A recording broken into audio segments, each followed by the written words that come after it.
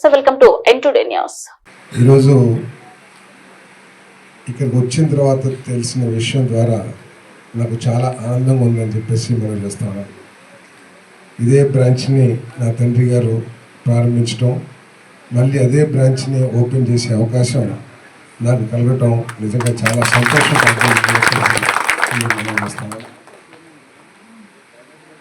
మరి మనందరం కూడా ఇందాక నుంచి రఘురామ్ గారు అదేవిధంగా ఆంజనేయ గారు కూడా చెప్పారు, మనందరం కనుక ఈ కోఆపరేటివ్ సెక్టర్ని కాపాడుకోకపోతే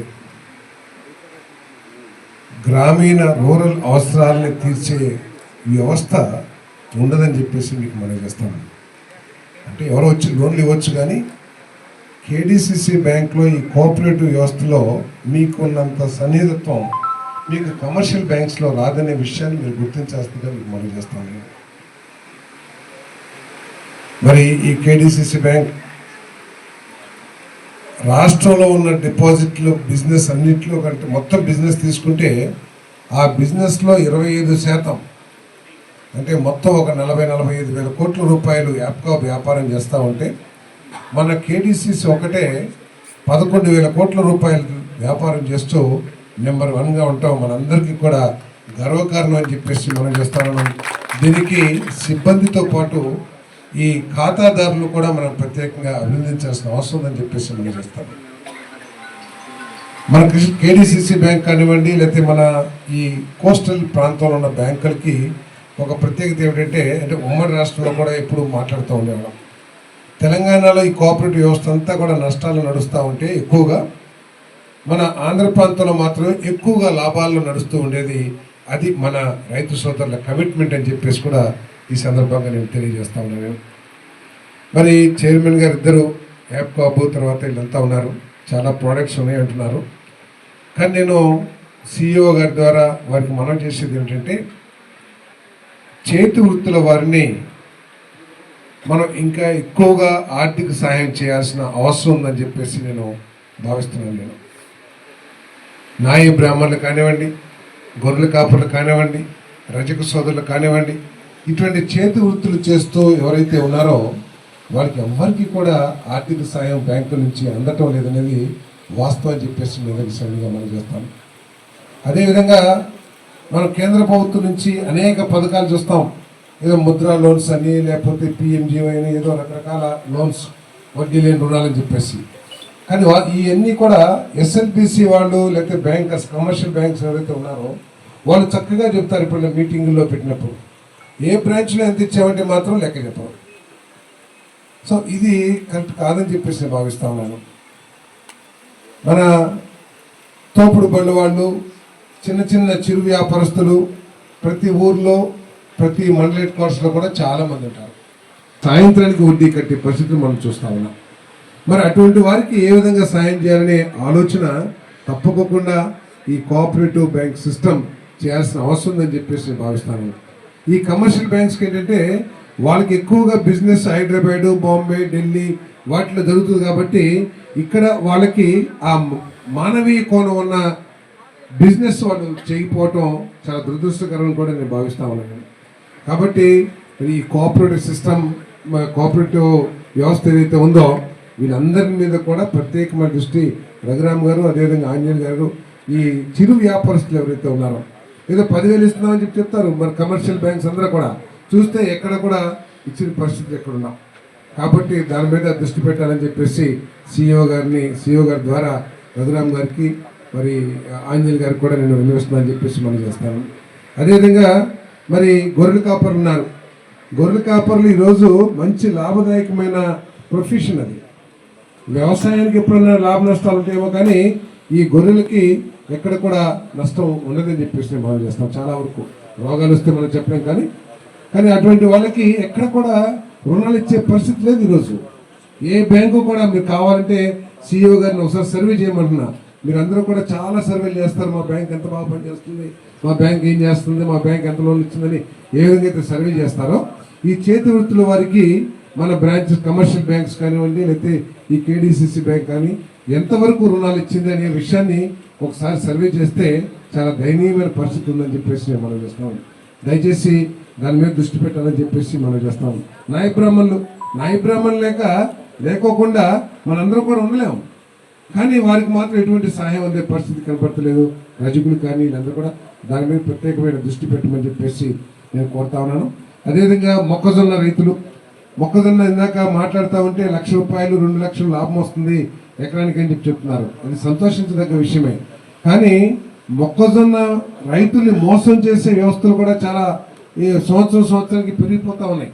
దయచేసి మొక్కజొన్న రైతులందరూ కూడా మీరు అందరూ కలిసి, నేను మొన్న కలెక్టర్ గారికి కూడా చెప్పాను, నేను ఏదైనా ఒప్పందం చేసుకునేటప్పుడు విత్తనాలు ఎవరైతే సరఫరా చేస్తారో వాళ్ళతో ఒక అగ్రిమెంట్, రాతపూర్వకమైన అగ్రిమెంట్ చేసి విత్తనాలు సరఫరా చేసే విధంగా ఒక వ్యవస్థను తీసుకురావాలని చెప్పేసి కూడా నేను కలెక్టర్ గారికి చెప్పడం జరిగింది మొన్న DDRC మీటింగ్లో.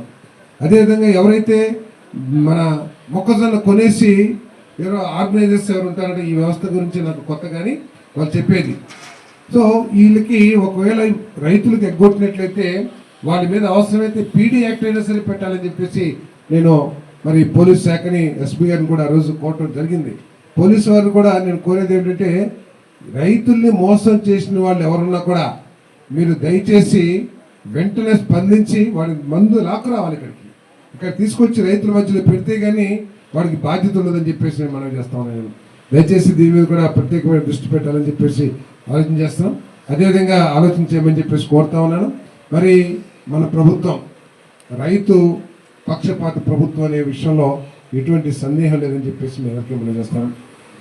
తెలుసు మీకు, ఈ బ్రాంచ్ ఈ రోజున ఒక కొత్త భవనాన్ని నిర్మాణం చేసుకోవటం, అలాగే మన మంత్రివర్యుల చేత ప్రారంభం చేయించుకోవటం, మేమందరం ఇక్కడ హాజరు కావటం మీ అందరి సమక్షంలో ఇది ఒక అత్యంత ఆనందకరమైనటువంటి విషయం.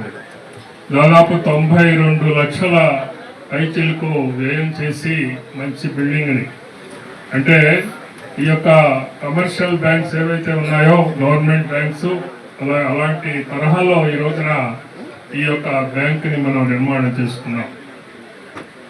ఇది మనందరికీ కూడా సంతోషకరమైనటువంటి విషయం. 50వ బ్రాంచ్ ఇది ప్రారంభించబడింది ఆనాడు ఎప్పుడో.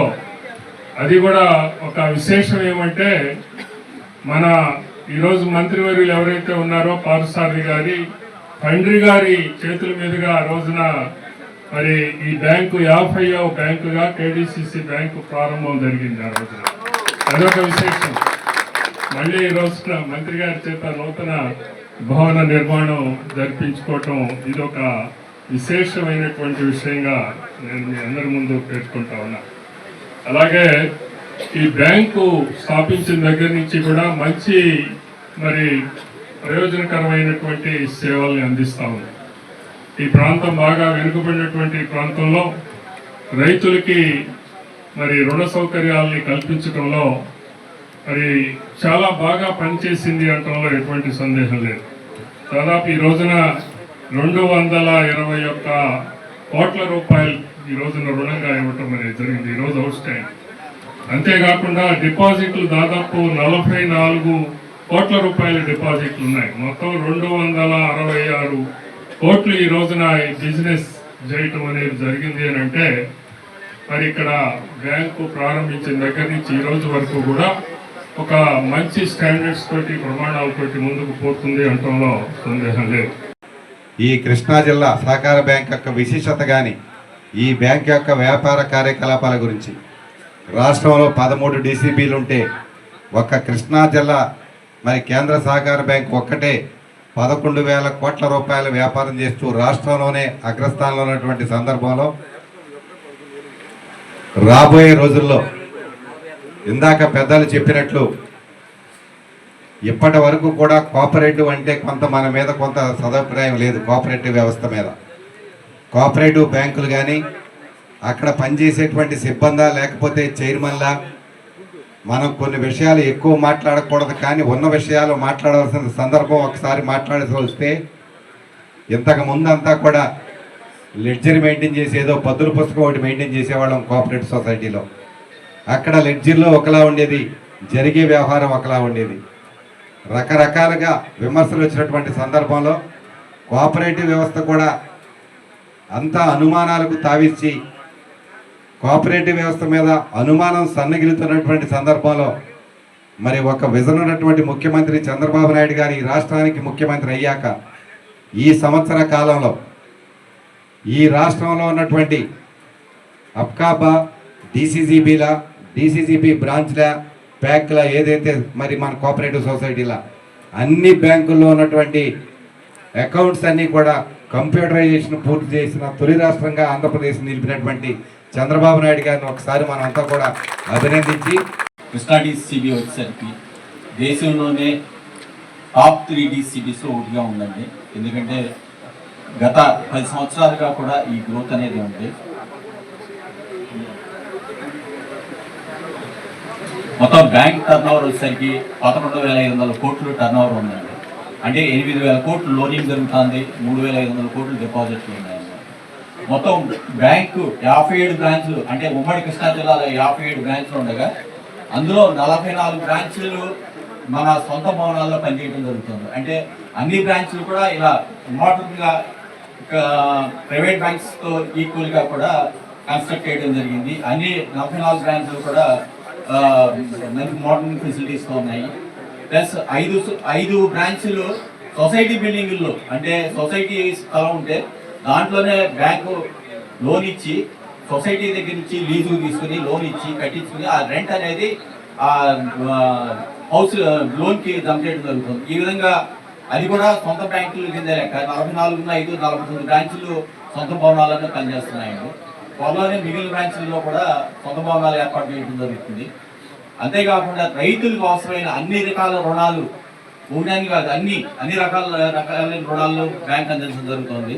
టెక్నాలజీ పరంగా కూడా అన్ని ఫెసిలిటీస్ కమర్షియల్ బ్యాంక్స్తో ఈక్వల్గా అన్ని ఫెసిలిటీస్, ఆర్టీజీఎస్ కానీ, నెఫ్ట్ కానీ, రూపే డెబిట్ కార్డ్స్ కానీ, మళ్ళీ యూపీఐ కానీ, మొబైల్ బ్యాంకింగ్ కానీ అన్ని రకాల ఫెసిలిటీస్ కూడా బ్యాంక్ అందించడం జరుగుతుంది అన్నమాట. ఇక్కడ చార్టర్డ్ బ్రాంచ్కి వచ్చేసరికి లోనింగ్ అనేది చాలా ఎక్కువ ఉందండి. డిపాజిట్లు కొంచెం తక్కువగా ఉన్నాయి.